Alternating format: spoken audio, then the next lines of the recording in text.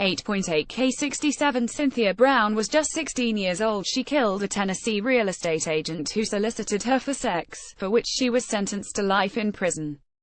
Though there haven't been significant changes to her case's basic details since her first trial in 2006, celebrities and advocates are turning a light on Brown's story and sex trafficking with the viral social media campaign, Free Cyntoia Brown. After running away from home, Brown D with her 24-year-old boyfriend who, she has said, abused her, raped her, threatened to kill her and forced her into a life of drug use and sex work. He would explain to me that some people were born whores, and that I was one, and I was a slut, and nobody'd want me but him, and the best thing I could do was just learn to be a good whore. Brown testified at a 2012 hearing that sought a new trial for her. In August 2004, Brown killed Johnny Mitchell Allen, 43, after he paid her for sex.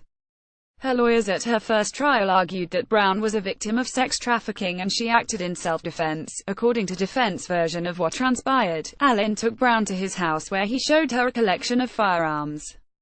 When they were in bed, Allen grabbed her between her legs and reached for something that Brown believed to be a gun. Fearing for her life, Brown reached into her purse and shot Allen in the back of the head. Prosecutors, however, charged that Brown's motive was robbery, given that she took money and two of his guns after she shot him. Brown, according to her lawyers, took the cash and firearms because she feared returning to her pimp empty-handed.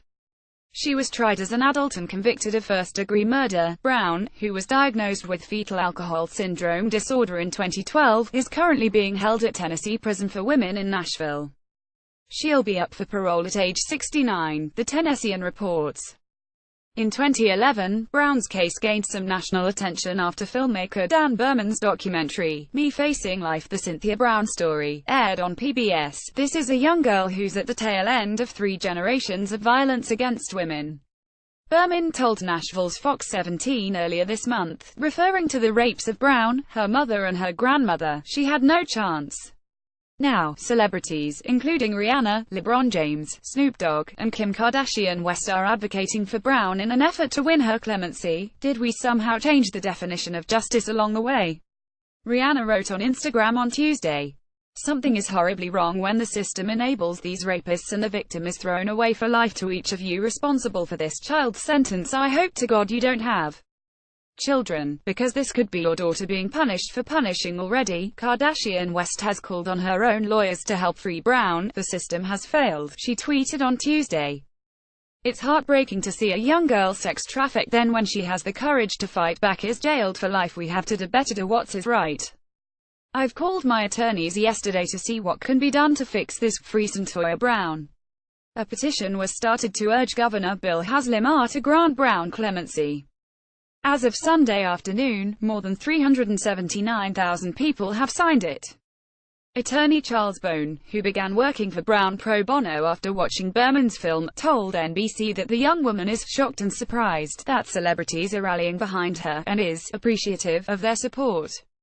This is meaningful not to Cynthia, but to the cause of sex trafficking and sex slavery and juvenile justice, Bone said.